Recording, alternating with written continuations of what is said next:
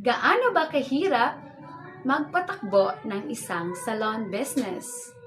Hi everyone! Ako nga pala si Zel, ang founder ng Zel Salon, isang hairstylist, salon owner na may mahigit sa 10 taong experience sa larangan ng salon business. Hello! Welcome po sa ating vlog today. Ang pag-uusapan natin ngayon ay gaano ba kahirap magpatakbo ng isang salon business? Ano po ang mapapayo ko sa mga beginners or sa mga may pera at gustong mag-invest na po ng salon business ay alamin nyo po kung sino, halimbawa po investor po kayo or wala po talaga kayong idea kung paano mag-salon. Alamin nyo po kung sino-sino ang inyong magiging kakampi or kung sino-sino ang gusto nyong maging tauhan sa loob ng inyong salon. Pinaka-importante po sa salon business na may tauhan po kayo, isang hairstylist, pinaka-importante, expert po na kaya kang ipaglaban at ibibigay ang serbisyo 100% at quality service po sa loob ng isang salon.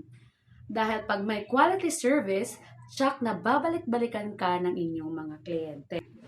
Mahirap po talagang magpatakbo ng isang salon business pag wala kang idea sa salon. Kaya do more research po, magtanong-tanong sa kakilala, mag-research sa internet, or sa mga stylist. Tekniko po is, halimbawa, nag-i-interview ako ng isang hairstylist na hina-hire.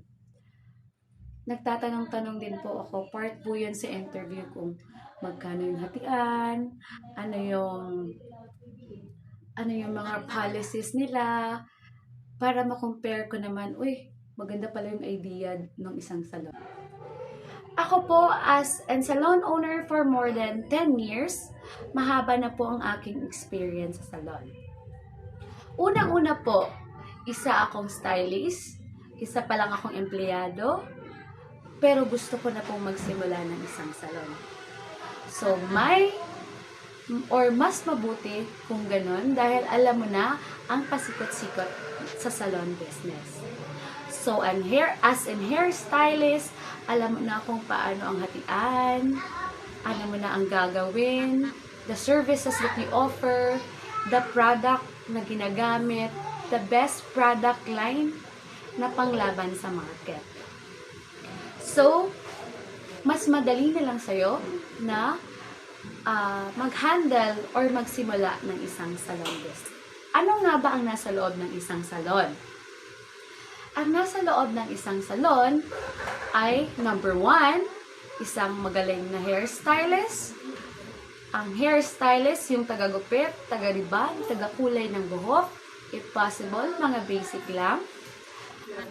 Isang nail technician na magaling, pwede na pong dalawa yun. Tandaan, isang hairstylist na magaling, isang nail tech na magaling, combine po kayong dalawa, pwede na po kayong magtayo ng isang salon business. So po kanina, sinabi ko, magpapatakbo ng isang salon business kung hairstylist ka na ay madali na lang. Pero what if po wala po kayong idea kayo ng salon business? Ano po ba yung mga dapat nyong gagawin? So halimbawa po,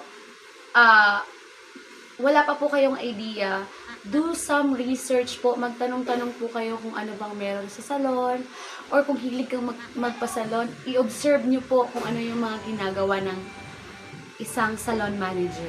Para po, meron kayong background or idea baga kung paano patakbuhin ang isang salon business or sa loob ng isang salon. Okay po. So, nasagot ko na. Mahirap pa po talagang patakbuhin ng isang salon? Or paano ba talaga patakbuhin ng isang salon? So, yun na po, pinaka-basic. Meron kang hairstylist na magaling para mag-serve ng quality service, magaling sa hair color, magaling sa hair rebonding, at syempre, expert din po siya sa lahat. So, pinaka-importante din po yung attitude ng stylist para balik-balikan tayo. Hindi lang po kasi good quality service lang ang ating isi-serve. At the same time, yung mga mababait, magaganda, syempre dahil nasa salon business tayo, dapat po ganun. Presentable po ang ating mga stylist. Number 2 po yung sinabi ko, nail technician or manicurista dito sa amin. So, dapat din po magaling po siya para po, pag may mga nasubukan na or nasubukan na siya, magre-recommend na yung mga friend niya, uy, magaling doon sa ano, magaling doon, gusto ko yung nail tech. So, ayun po, naguguluhan ka rin ba kung paano patakbuhin ang isang salon business? Gaya ko? Well, please click follow lang po para ma-advise ko po or masabi ko sa inyo ang lahat ng aking experience at sana'y marami kayong natutunan sa video na ito. Hanggang sa susunod nating pag-uusap or sa susunod nating mga vlog. Thank you so much po for watching!